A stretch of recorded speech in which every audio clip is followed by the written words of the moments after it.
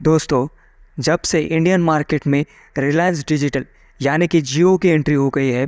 तब से वो पूरी टेलीकॉम इंडस्ट्री का बॉस बन चुकी है। और उनकी जो मार्केटिंग स्ट्रैटेजी है कि फ्री का दो और आदत लगा दो, ये इतनी ज़्यादा सक्सेसफुल मार्केटिंग स्ट्रैटेजी साबित हुई है कि जिसकी वजह से आधी से ज़्यादा कंपनीज़ को अपना शटर डाउन करना पड़ा। जैसे कि अगर हम टेलीकॉम इंडस्ट्री की बात करें तो भारत में जियो से पहले 9 टेलीकॉम प्राइवेट कंपनीज थी, लेकिन जब से सितंबर 2019 में जियो ने एंट्री मारी, तब से आधी से ज़्यादा कंपनीज एक साल के अंदर क्लोज हो गई, जिसकी वजह से उन्हें अपना बिजनेस बंद करना पड़ा। इतनी बड़ी मोनोपोली यहाँ पर जियो ने लेके आई थी, क्योंकि जो बड़ी बड़ी कंपनीज थी जैसे कि एयरटेल, आइडिया, वोडाफोन, जो एक टाइम तक भारत की जायंट कंपनीज मानी जाती थी, और इन कंपनीज के जो मैक्सिमम यूज़र थे उन्होंने एयरटेल, वोडाफोन, आइडिया से शिफ्ट होकर वो जियो की तरफ गए। और आज भारत में सबसे ज़्यादा सिम अगर किसी कंपनी का यूज़ होता है तो वो है जियो का, जिससे हम इस चीज़ का अंदाज़ा लगा सकते हैं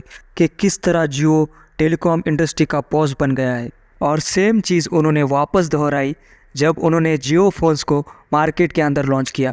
उन्होंने जो ग्राउंड लेवल की ऑडियंस थी, जो बड़े स्मार्टफोन्स को अफोर्ड नहीं कर सकती थी, उनको टारगेट किया, और उसके लिए उन्होंने जियो फ़ोन्स बनाए जो 500 रुपये के अंदर 4G की इंटरनेट फैसिलिटी छोटे फ़ोन्स के अंदर दे रहे थे, जिससे उन्हें ग्राउंड लेवल के लोगों का भी काफ़ी ज़्यादा यूज़र बेस मिला। और इस वजह से आज अगर हम भारत में जियो के यूज़र बेस की अगर हम बात करें तो 45 करोड़ जियो के यूज़र्स है, और एयरटेल के 24 करोड़ और वोडाफोन के 12 करोड़। यानी कि आप अंदाज़ा लगा सकते हो गाइस कि कितने ज़्यादा यूज़र बेस पूरे इंडिया के अंदर हो चुके हैं। लेकिन हमारे अंबानी भाई साहब यहाँ तक ही नहीं रुके, और उन्होंने इसी मार्केटिंग स्ट्रैटेजी को अपनाया स्ट्रीमिंग इंडस्ट्री के अंदर, जहाँ पर हॉटस्टार, नेटफ्लिक्स, अमेजॉन प्राइम जैसी बड़ी बड़ी जायंट कंपनीज अपना बिजनेस बनाकर बैठी थी। वहाँ पर रिलायंस डिजिटल ने लेट एंट्री तो मारी, मगर ये एंट्री इतनी खतरनाक साबित हुई कि इन सभी जायंट्स कंपनीज को एक मुंह में चेकमेट कर दिया। तो यहाँ पर जियो ने टारगेट किया IPL को, क्योंकि उनको पता था कि भारत में अगर किसी चीज़ का सबसे ज़्यादा क्रेज़ है तो वो है क्रिकेट का, और स्पेशली IPL का। तो जब 2022 में हॉटस्टार का जो IPL का जो कॉन्ट्रैक्ट था, जब वो ख़त्म हो गया, तो जियो ने 2023 के IPL राइट्स खरीद लिए, वो भी $1.3 बिलियन के अंदर। लेकिन जो हॉटस्टार की सब्सक्रिप्शन बेस्ड स्ट्रैटेजी थी, जियो ने उसका यूज़ ना करते हुए जियो ने एडवर्टाइजिंग बेस्ड स्ट्रैटेजी का यूज़ किया। यानी कि हमें पता है कि जब हम हॉटस्टार पर IPL देखते थे तो हमें 199 का सब्सक्रिप्शन पैक हॉटस्टार का लेना पड़ता था, लेकिन जियो ने इस स्ट्रैटेजी का यूज़ ना करते हुए जियो ने एडवर्टाइजिंग बेस्ड स्ट्रैटेजी का यूज़ किया। यानी कि जियो ने एडवर्टाइजिंग के ऊपर फोकस किया और पूरी IPL को फ्री में दिखाया, जिससे उनका बहुत ज़्यादा यूज़र बेस बढ़ गया। और उसके कारण केवल एक महीने के अंदर जियो सिनेमा के 10 मिलियन सब्सक्राइबर बढ़ गए, और हॉटस्टार के 8 मिलियन सब्सक्राइबर उस एक महीने के अंदर कम हो गए, जिससे हॉटस्टार को भारी नुकसान झेलना पड़ा। मगर जियो सिनेमा ने रिकॉर्ड बना दिया, क्योंकि IPL के फाइनल मैच के दौरान लगभग 3.2 करोड़ लोगों ने इस मैच को देखा, जो दुनिया की लाइव स्ट्रीमिंग की हिस्ट्री के अंदर सबसे ज़्यादा व्यूअरशिप का एक बहुत बड़ा रिकॉर्ड बन गया, और जिसके कारण जियो सिनेमा आज भारत का नंबर 1 स्ट्रीमिंग प्लेटफॉर्म बन चुका है। लेकिन इसकी वजह से हॉटस्टार का बहुत बड़ा नुकसान हुआ था, क्योंकि 2022 से पहले